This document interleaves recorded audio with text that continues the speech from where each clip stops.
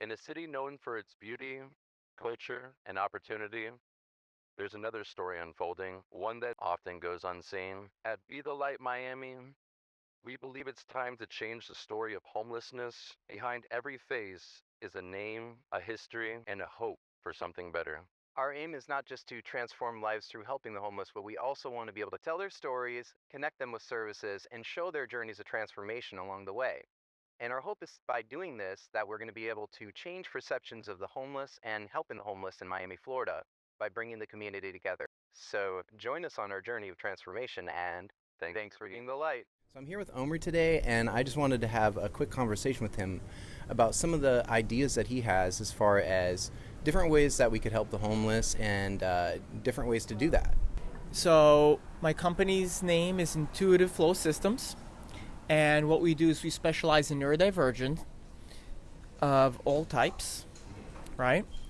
And our mission is to help people truly know themselves by being regulated and deeply within their bodies so they can make powerful choices that serve them. So I have some questions I just wanted to ask you about that, just to kind of get a feel and an idea for the kinds of things that you guys do and that you do and understand in regards to this issue. So the issue being homelessness. So can you tell us a little bit about your work and what it means to help people recognize their own behavior patterns? Sure. So again, what we do is we focus on neurodivergent. We deeply understand their specific challenges. And neurodivergent often have a hard time communicating and connecting with people. And the trouble is that when you're not really connected to yourself, you get stuck in these loops. And everybody has their own loops, their own trauma that they deal with. And when there is no awareness within yourself on what's going on in here, you don't have control. You don't have this refined sense of why you're doing what you're doing, right? And so we cultivate a deeper understanding of self. And what that looks like out here is the behavior patterns shift. And you start being more you. And my definition of more you is you being able to manage yourself and have more authority over the way that your life unfolds. Yeah. That all sounds amazing. So the idea is transformation then, in a certain sense, through recognition, understanding oneself, and being able to change behavior patterns in a nutshell. So how can understanding our own behavior patterns help break cycles that might lead to or prolong homelessness? So it's my belief that homelessness, like a lot of other conditions that get us to a place where we really don't want to be in, is a disconnection from self, right? It's a stuckness of the mind and the body, right? And in order to shift and break that cycle requires you to go inwards and connect to those feelings that you've been ignoring, right? The painful ones, sometimes even the good ones. When they feel too good, it's scary. And you see this a lot with people that try to help homeless people. They go right back to being homeless because within themselves there's so much discomfort to this change in their reality. They don't know how to hold it, right? And knowing yourself is creating an awareness to that and slowly peeling back those layers like an onion, right? To get to that center, to that true essence of self. I like that, actually. I feel like the onion analogy is a really good one, right? Because we all have so many different things that, kind of constitute those layers, like baggage, things that we go through in life, and it can start to solidify different patterns that can hold us back. So I can see how that could help. So once somebody becomes aware of their behaviors, what changes do you typically see in their mindset or their confidence? The first thing when you start changing your behavior is that you need to become curious. Okay. Right? which is being open to the possibility that what you're doing is not working, right? And curiosity is the door that welcomes change, right?